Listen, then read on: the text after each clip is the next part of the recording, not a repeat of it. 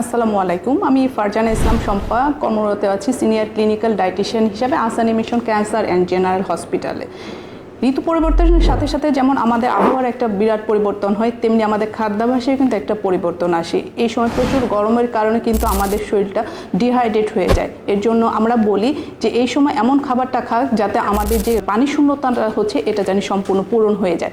পানি শূন্যতা দূর করার জন্য যে শুধু পানি খেতে হবে এটা না, বিশুদ্ধ পানির সাথে সাথে আমরা খেতে পারি বিভিন্ন ধরনের রসালো ফল, ফলের জুস, স্যুপ, এমনকি আমাদের দৈনন্দিন যে খাবারটা আছে সেটাকে আমরা বলি কম তেল মশলা দিয়ে রান্না করার জন্য এবং একটু ঝোল আকারে খেতে, যাতে আমাদের যে পানি শূন্যতাটা আছে সেটা যাতে এই খাবারটা দিয়ে পূর্ণ হয়ে যায়।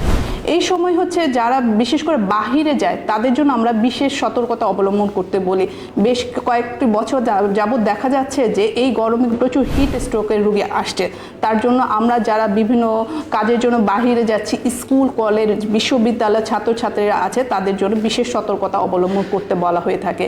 এখন যেমন হচ্ছে এসএসসি পরীক্ষা চলছে, তাই এসএসসি পরীক্ষার্থীদের আমরা বলবো যে তারা যখন পরীক্ষা থাকবে সেই দিন অবশ্যই যেন একটা হেলদি ব্রেকফাস্ট করে বাসা থেকে যায় এবং তার সাথে হচ্ছে তারা যেন একটি রসালো ফল খেয়ে যায়। কারণ দীর্ঘক্ষণ তারা যখন পরীক্ষার হলে থাকে তাদের কিন্তু কোনো খাবার বা পানীয় তারা গ্রহণ করতে পারে না, তাদের মধ্যে আরও বেশি ডিহাইড্রেশন দেখা দিয়ে থাকে। তাহলে যদি আমরা সকালে একটা হেলদি ব্রেকফাস্ট খেয়ে যাই তারা কিন্তু প্রপার এনার্জিটাও এই খাবার থেকে পেয়ে থাকবে এবং তারা খুব ভালোভাবে একটা পরীক্ষায় অ্যাটেন্ড করতে পারবে। এবং পরীক্ষা শেষ হওয়ার পরে আমাদের সকালের একটা অভ্যাস হচ্ছে বের হয়ে আমরা কিন্তু একটি অস্বাস্থ্যকর পানীয় খেয়ে থাকি। এই অস্বাস্থ্যকর পানীয়টা কিন্তু আমাদের জন্য ক্ষতির কারণ হয়ে থাকে। তাই আমরা বলবো সেই সময় পরীক্ষার হল থেকে বের হয়ে বিশুদ্ধ পানির সাথে সাথে যদি আমরা একটা ফলের রস অথবা একটা ডাবের পানি খাই সেটাই কিন্তু আমাদের জন্য ভালো। তবে সর্বোপরি এই কথাটাই মনে রাখতে হবে, সকল খাবারই কিন্তু পুষ্টিকর কিন্তু সকল খাবার কিন্তু স্বাস্থ্যকর না।